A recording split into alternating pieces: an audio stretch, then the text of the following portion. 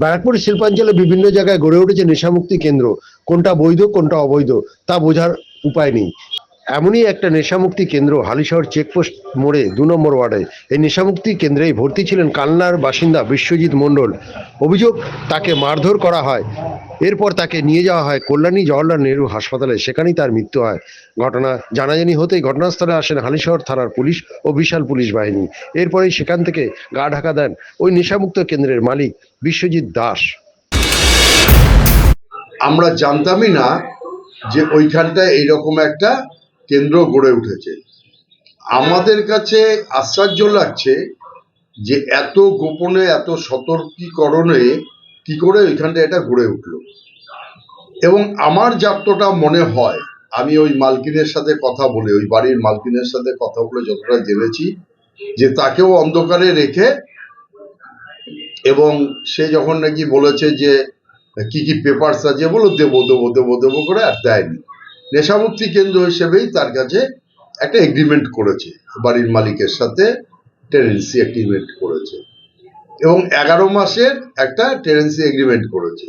কিন্তু দুর্ভাগ্যজনক, আমাদের হালিশহর থানার আইসি এবং ACP-1 সবাই আজকে এসেছিলেন। প্রশাসনিক তৎপরতা প্রচণ্ড তুঙ্গে, এবং আমরাও একদম বিশ্বাস আমাদের যে প্রশাসন এর তদন্ত করে উপযুক্ত শাস্তি দোষীকে দেবেই, এটা আমরা নিশ্চিত। আপনি এই ওয়ার্ডের পৌর প্রতিনিধি এবং আপনি কি আইনানুগ ব্যবস্থা নিতে পারবেন এই ব্যাপারে? আমি আইনানুগ ব্যবস্থা নেওয়ার মালিক নই, এটা আইনানুগ ব্যবস্থা নেবে প্রশাসন, এবং প্রশাসনের সাথে আমরা সমস্ত রকম সহযোগিতা করব, এবং সেই ক্ষেত্রে আমাদের বিশ্বাস যে দোষী নিশ্চয়ই সাজা পাবে। এটা তো অ্যাকচুয়ালি ইনলিগাল।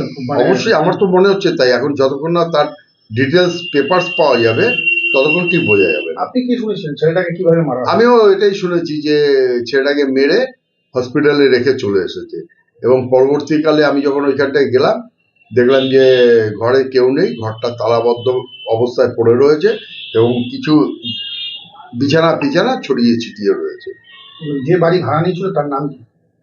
তার নাম বিশ্বজিৎ দাস। বিশ্বজিৎ দাস। আর বাড়ির মালিকের নাম? বাড়ির মালিকের নাম, ওকে আমরা আপনাকে, নাম কি? যিনি ভাড়া নিয়েছে তার নাম বিশ্বজিৎ দাস, আর যে ভাড়া দিয়েছিলেন তার নাম অঞ্জনা দে। এই একটু আগে আমার কাছে ওই বাড়ির মালকিন এসে এগ্রিমেন্ট পেপারটা দিয়েছে, এবং তাতে লেখাই আছে নেশা মুক্তি কেন্দ্র। নেশামুক্তি কেন্দ্র হিসেবেই সে এইটাকে ভাড়া নিয়েছিল। স্বাভাবিকভাবেই তার কিছু লাইসেন্স থাকা উচিত। নেশামুক্তি কেন্দ্র তো যে সে খুলতে পারবে না, খোলা যায়ও না আমি যতটা জানি। তো নিশ্চয়ই দোষী ধরা পড়লে পরে, এবং ধরা তো পড়বেই, আমাদের বিশ্বাস ধরা পড়বেই, সেক্ষেত্রে দাঁড়িয়ে তার কি লাইসেন্স আছে না আছে তখনই বোঝা যাবে। কারা মারলো ছেলেটাকে এইভাবে? নিশ্চয়ই তারাই হবে, যারা ভাড়া নিয়েছিল, বা ভেতরে আরো পেশেন্ট ছিল, আমি যতটা শুনেছি তাদের ভেতরেই কিছু একটা হয়েছে। আপনি কি মনে করেন এটা কি পুরোপুরি অবৈধ? তো আমি যতক্ষণ না তাদের দোষী ধরা পড়ছে, যে ভাড়া নিয়েছিল যে বিশ্বজিৎ দাস, যতক্ষণ না ধরা পড়ছে ততক্ষণ বৈধ অবৈধ আমি কোনোটাই বলতে পারছি না, যেহেতু আমার সামনে ক্লিয়ার পিকচার নেই। ক্লিয়ার পিকচার হলে পরে আমি ব্যাপারটা ক্লিয়ার হবে, সবার কাছেই ক্লিয়ার হবে।